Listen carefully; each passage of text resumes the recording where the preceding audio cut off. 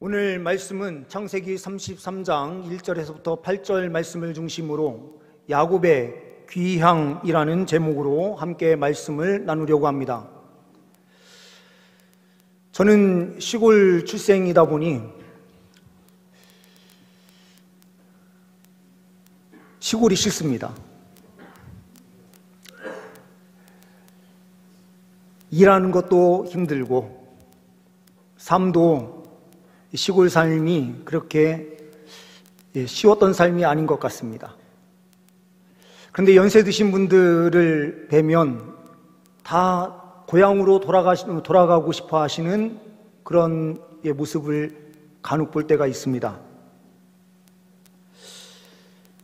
지금 100세 정도 되는 야곱, 이 당시에 약 97세 정도 된 것으로 연대로 추정이 가능합니다. 97세가 된 야곱이 밧단 아람을 떠나서 가나안 땅으로 가려고 합니다. 준비된 PPT 내용을 잠깐 보시면은요, 라반이 양털을 깎으러 간 사이에 양털을 깎는 일은 양이 많으면 그 양털 깎는 일이 하루에 끝나는 것이 아니라 며칠이 걸리는 겁니다. 그러니 라반이 양털을 깎으러 나아간 사이에 야곱은 자기의 가족들과 함께 몰래 이 밧단 아람을 떠나려고 하는 것입니다. 떠나가는데 열심히 도망한다고 도망을 합니다. 그런데 3일이 딱 지난 시점에 이 소식이 바로 라반에게 들려져요. 그 라반이 그 소식을 듣고 출발을 해서 7일 길을 따라가게 되는데요.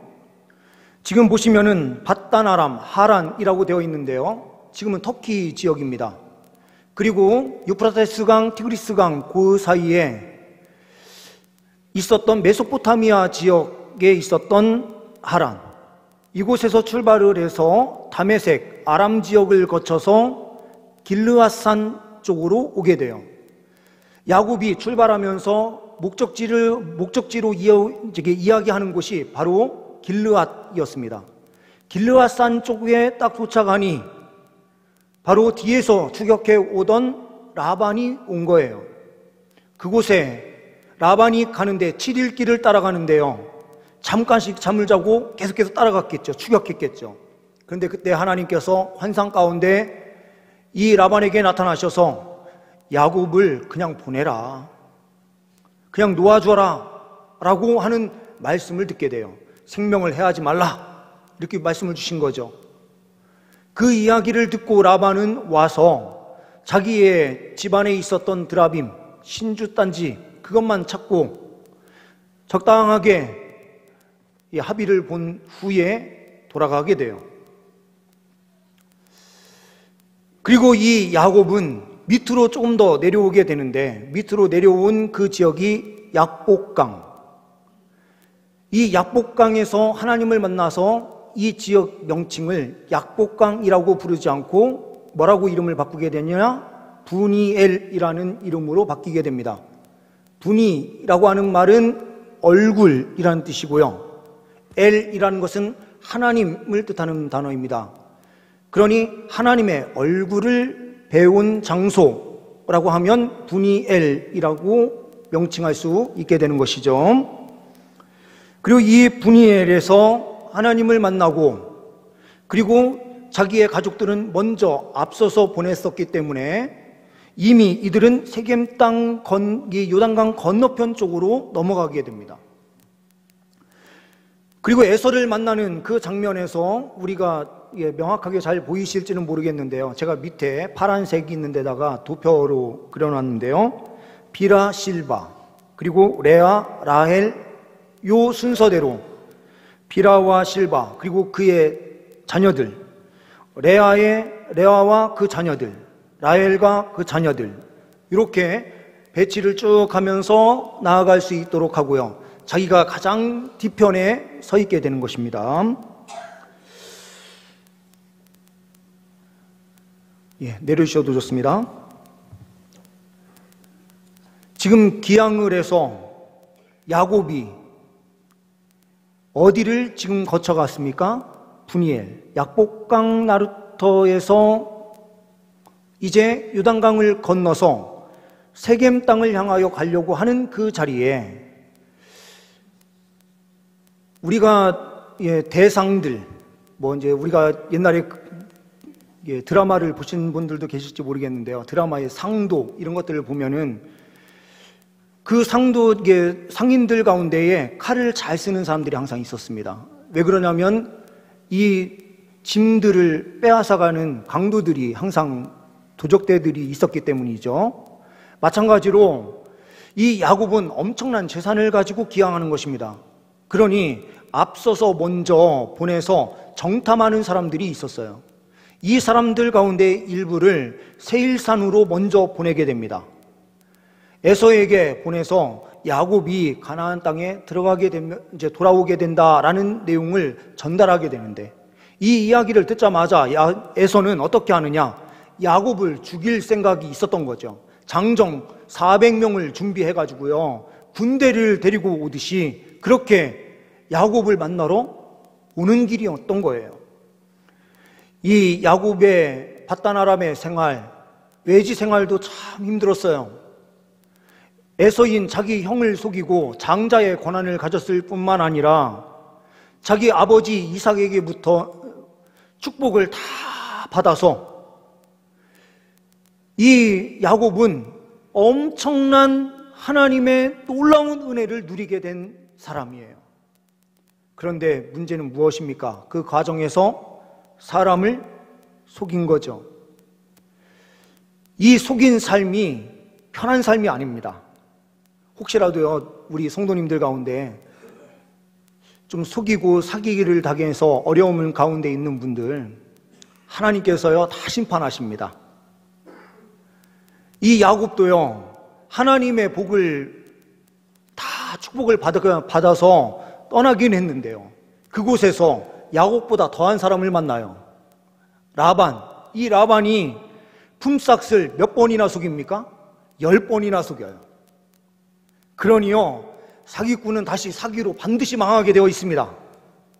혹시라도 우리 성도님들 가운데 사기 당해서, 어려움 당해서 저 사람 어떻게 하나 하면서 마음 끓이고 계신 분들 계신다면 그 마음 다 내려놓으시기 바랍니다. 하나님께서 대신 다 갚아주십니다. 이런 상황에서 하나님께서 놀라운 은혜를 야곱에게 또한 허락해 주셨는데요, 하나님의 복이 임했는데 가나안 땅에 돌아가려고 하니 이제 가장 걱정되는 건 무엇입니까? 재산의 문제가 아니에요. 생명의 문제였던 거예요. 그래서 오는 그 길에 가족들을 먼저 요단강을 다 건너가게 한 후에 자기 자신은 홀로 남아서 하나님 앞에 엎드려 기도하기 시작하는 거죠. 오늘 본문 말씀은 야곱이 기항하는 과정에서 어떠한 태도로 나아갔는지 보게 해요. 첫 번째로 보게 되는 것은 겸손이 있는 기항이었다라는 겁니다. 3절 말씀을 보게 되면 자기는 그들 앞에서 나아가되 몸을 7번 땅에 굽히며 그의 형 에서에게 가까이 가니라고 되어 있어요. 몸을 7번 땅에 굽힙니다. 이것을 어떤 분은 이렇게 해석하더라고요. 오체투지와 같이 완전히 땅바닥에 완전히 엎드려가지고요, 땅의 얼굴이 완전히 땅에 닿게 한 경배였다. 그러므로 자기 자신을 철저하게 낮추는 그러한 엎드림이었다라고 표현을 해요. 야곱이 자기 형 에서를 만나기 위하여 어떻게 하고 있습니까? 완전히 엎드려요. 시골 마을로, 시골에서 보게 되면은요, 추석 때가 되고 설 명절이 되면 바깥에 나갔던 분들이 돌아오거든요. 이 돌아올 때에 그냥 돌아오면 안 됩니다. 잘된 사람일수록 뭘 해야 되느냐? 겸손하게 들어와야 돼요. 고개 빳빳이 들고 막 좀 있는 채 한다 하면은 그 다음부터 그 집안에 대해서 손가락질 하는 건 기본이고요. 그리고 기본적으로 올 때에 사과 한 상자라도 사가지고 가장 먼저 들려야 되는 곳은 어디냐? 마을 해관부터 들려가지고요, 어르신들한테 인사부터 해야 됩니다. 그렇지 않으면 별의별 소리가 다 들려오기 시작해요. 그리고 믿음의 사람들은요, 바깥에 외지에서 신앙생활 하시다가 가장 먼저 들려야 되는 곳은 어디입니까? 교회에 들려서요, 먼저 기도하고 그곳에 예배하는 성도님들을 위해서요, 먹을 것도 내놓을 줄 알고 해야 됩니다. 혹시라도 우리 성도님들 시골로 가셔서 명절을 보내실 경우에는 예배 드리시면서 헌금도 많이 하시고 오시길 바랍니다. 그리고 그곳을 잘 섬기시고 교만해지지 않고요, 겸손하게 조용하게 나오시기를 바랍니다. 겸손함이 있는 기양이 있을 때에 하나님의 은혜가 임해요. 교만함이 있는 순간 금방 쓰러지고 넘어지는 것입니다. 슈바이처라고 하는 우리가 잘 알고 있는 아프리카에서 그 아프리카 지역을 섬겼었던 의사로 기억을 하고 있는데요, 이 사람은 루터교의 신학자이기도 했고 선교사였던 것입니다. 자기의 전 재산을 들여서 그곳에 아프리카 지역에 병원을 세워요. 모든 돈을 다 들여서 병원을 세웠는데 아프리카 지역에서 오는 수많은 사람들을 치료하기에는 역부족인 거예요. 그래서 이 사람이 어떻게 할까 고민하다가 자기가 모금 운동을 해야 되겠다라고 하는 생각이 들었던 거예요. 이미 이 슈바이처는 자기 나라에서는 이미 유명한 사람이 되었고 노벨상까지 받았거든요.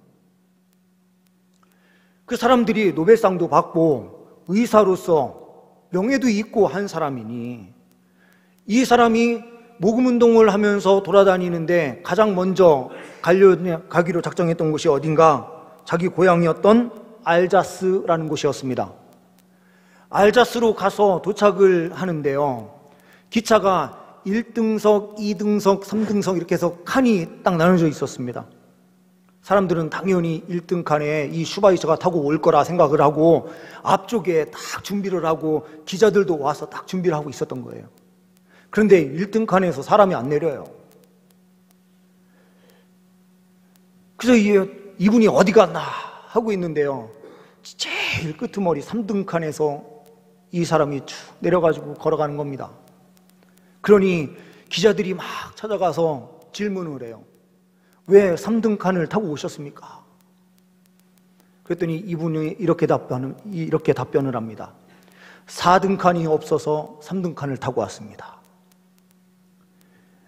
이 소식이 신문지상에 다 나오게 되니 사람들이 어떻게 생각합니까? 이렇게 겸손하게 섬길 수 있는 사람이라고 한다면 우리가 많은 돈을 이 사람에게 후원을 해줘도 되겠다라는 생각이 들게 된 거죠. 겸손하게 행동하니 하나님께서 많은 후원을 받게 해주셔서 그 사역을 더 힘있게 감당할 수 있게 된 것입니다. 겸손이라고 하는 것은 놀라운 힘이 있습니다. 우리도 늘 항상 겸손함으로 하나님 앞에 나아갈 때에 놀라운 은혜가 있게 되는 줄 믿습니다. 두 번째로는 화해가 있는 귀향이었습니다. 4절 말씀을 보게 되면 에서가 달려와서 그를 맞이하여 안고 목을 어금맞추어 그와 입맞추고 서로 우니라. 에서는 어떻게 행동하고 있는가? 이렇게요, 달려와서 맞이해서 안고요, 목을 어금맞힌 다음에 입을 맞추고요, 서로 울었다라고 하는 것은 형제로 받아들였다는 뜻이에요. 야곱은 어떻게 접근을 했습니까? 완전히 종이 된 것처럼 겸손하게 엎드렸어요. 그런데 형 에서는 어떤 모습으로 받아들여요? 형제처럼요. 이것은 화해가 이루어졌다는 뜻이죠. 에서도 야곱을 죽이려고 왔는데 에서를 용서하게 됐다는 뜻이에요.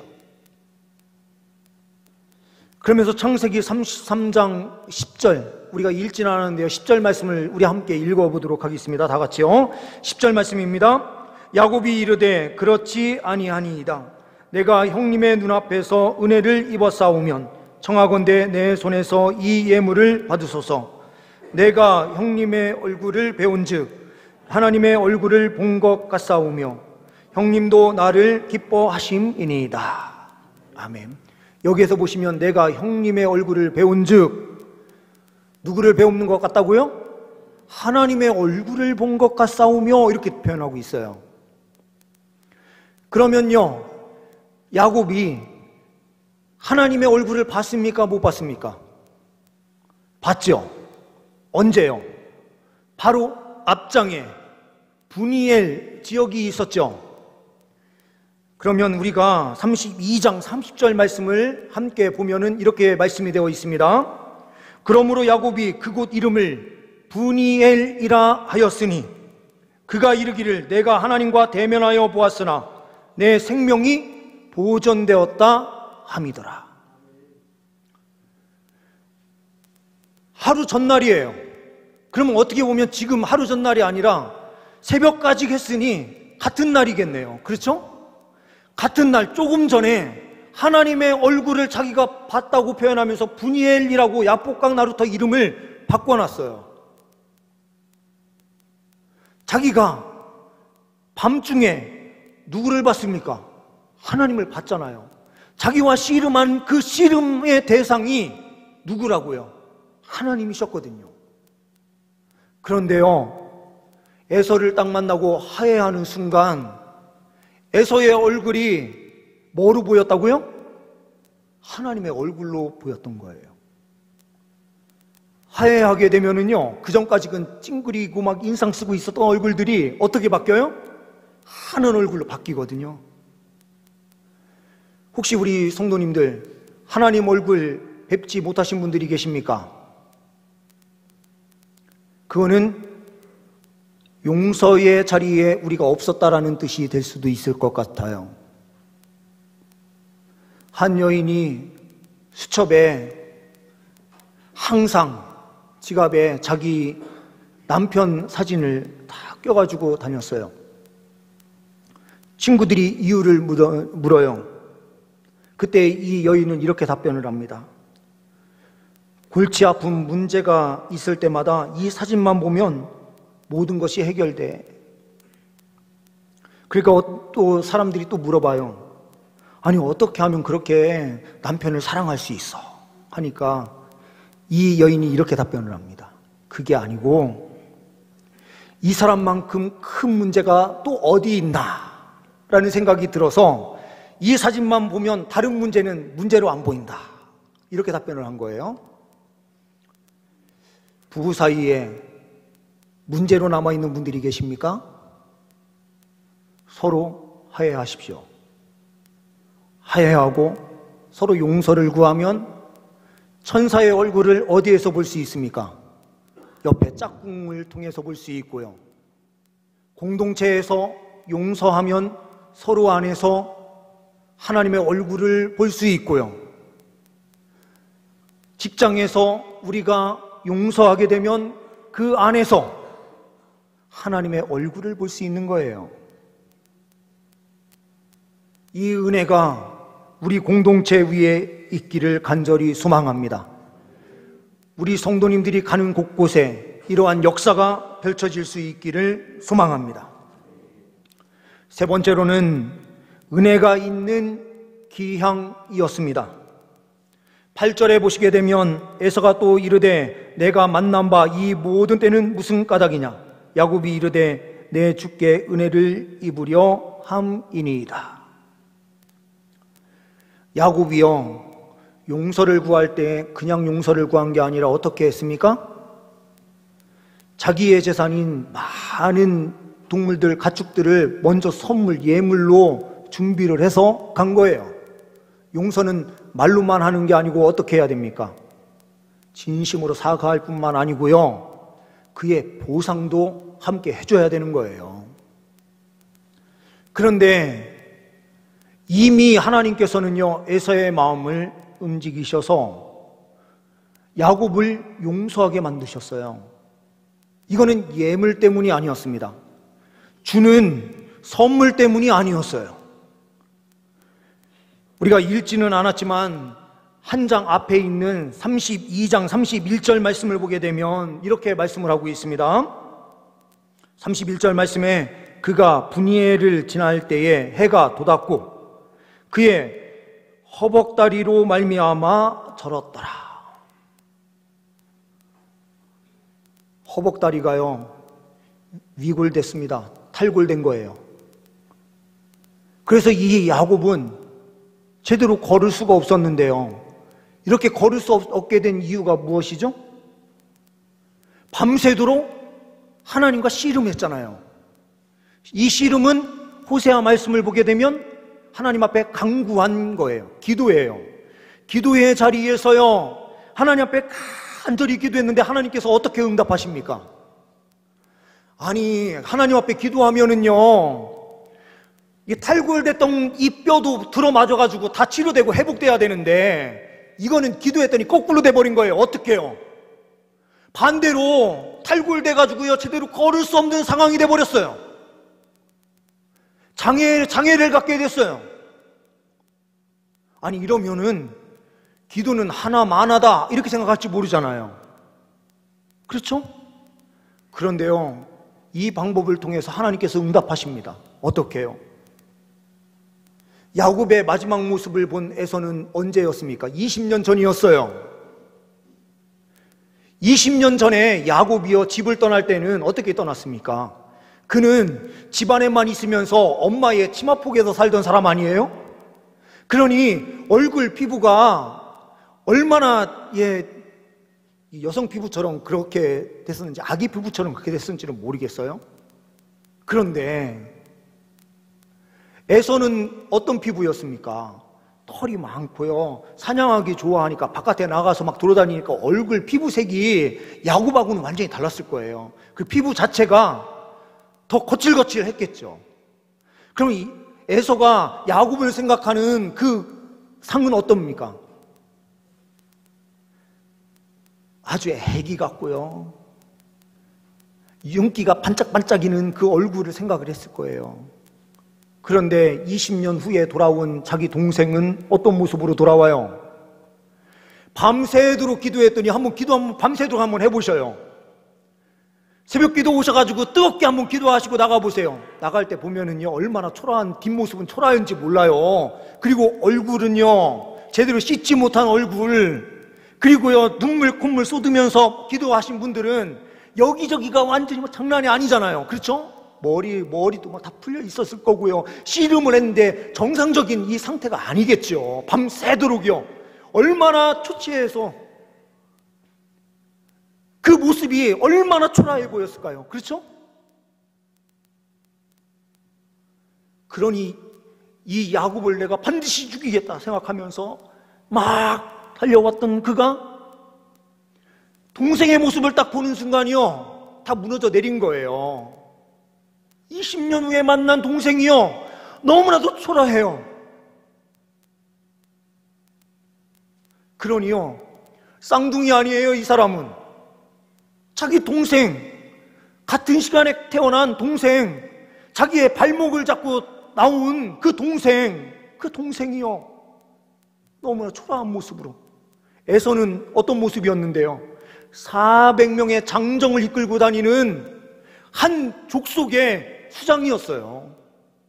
우두머리예요. 그런데 동생의 모습은 너무나 초라했던 거예요. 그러니 마음이 완전히 무너져 내린 거죠. 아니, 내 동생이. 하나님의 응답이요 만약에 이때에 탈골이 되지 않고요 정상적인 모습으로 이 야곱이 에서 앞에 나타났으면 반드시 죽었을 겁니다. 하나님의 기도의 응답 방식이요 우리의 생각과는 전혀 다른 방식으로 어느 때는 올 때가 있어요.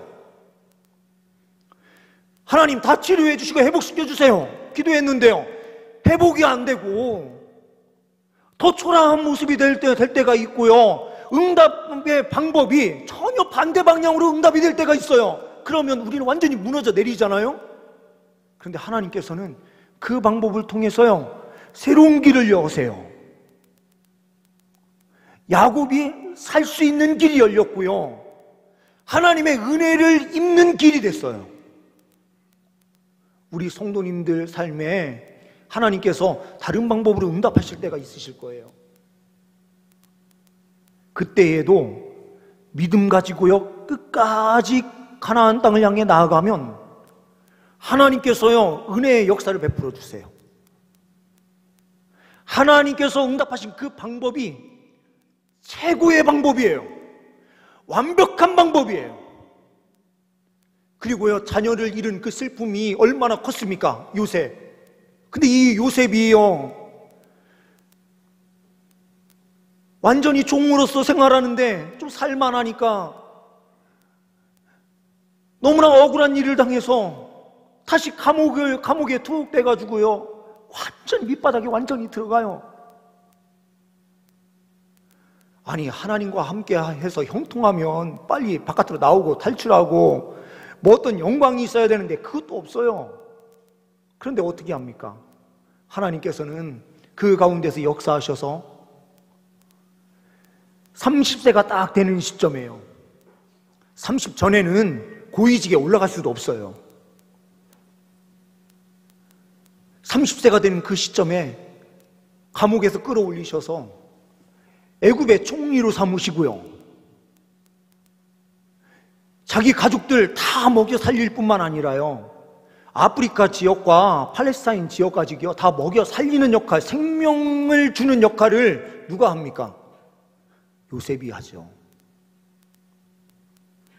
야곱의 그 슬픔이요, 전혀 다른 길로 하나님께서 예비하셔서 생명의 역사가 펼쳐지게 하시고요, 고난의 문제가 하나님께서 역사하시는 방법으로 갈 때에는요, 전혀 다른 우리 인생의 그 생각으로는 도저히 생각할 수 없는 방법으로 하나님의 그 높여주심, 영광을 누리게 하세요.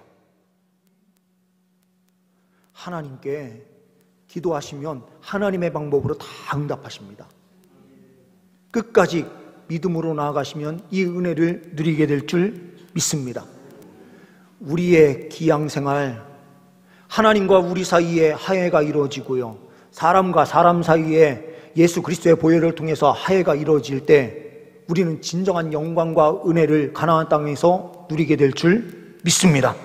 이 은혜를 바라보시면서 끝까지 믿음으로 달려가시는 우리 모두가 될 수 있기를 소망합니다. 기도하십니다. 하나님 아버지, 감사합니다. 우리 공동체 위에 주님 친히 임재하여 주셔서 넘치는 은혜를 주옵소서. 겸손이 있는 공동체, 화해가 있는 공동체, 은혜가 있는 공동체가 되게 하옵소서. 주님께 모든 영광 올려드리오며 우리 주 예수 그리스도의 이름으로 기도하옵나이다. 아멘.